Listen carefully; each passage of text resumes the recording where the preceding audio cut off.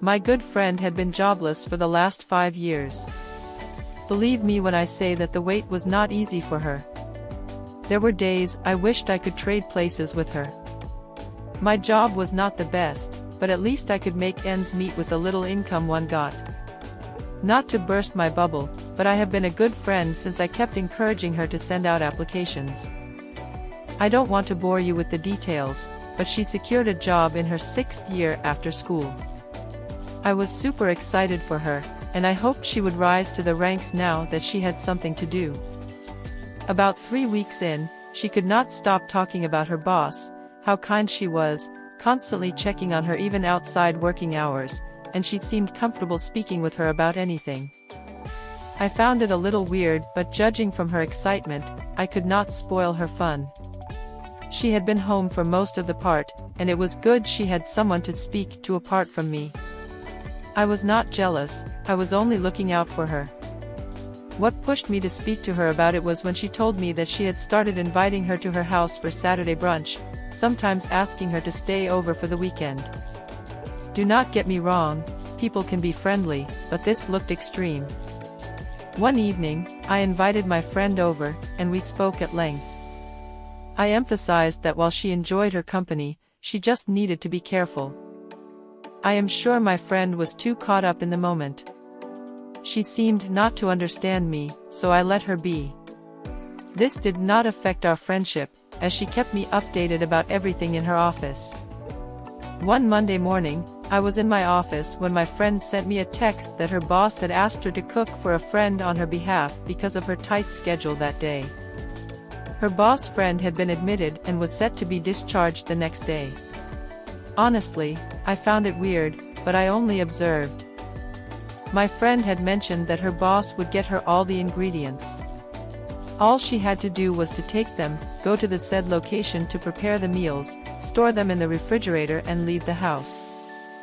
Honestly, I wished I could go with her to help her out, but I was highly occupied in the office. Before she left for her boss's friend's house, she sent me a picture of all the ingredients and the recipe attached, adding that she had been told to follow the recipe strictly. About 5 hours later, she texted that she had finished everything, returned the key to her boss and was on her way home. I had no clue that I would have a sleepless night that evening. I usually check on her before going to bed, and I was shocked to have not received a response from her. I tried Headlines several times and to no avail.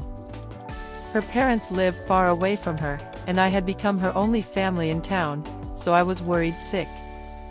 While thinking about what to do, I received a phone call from the police saying that my friend had been arrested for attempted murder. I could not believe my eyes. What happened? How did that happen? It was late, but I had to go to the police station. Upon getting there, I was not even allowed to see her. I was only informed that her boss had reported that she was the one that cooked for her friend, who had been admitted to the ICU as a result of food poisoning. I couldn't believe my ears. Her boss? The loving woman she could not stop talking about. Before long, my friend had spent a week in the police station and the court had been involved. She was going to be jailed for something she didn't do. Her boss argued that she sent my friend to get the ingredients while she only gave her the recipe. Thankfully, I still had the evidence of the picture she sent me right before she prepared the food for her boss's friend. This appeared as if my friend was being framed. It looked more like her boss had this ulterior motive for the longest time. This appeared as if my friend was being framed.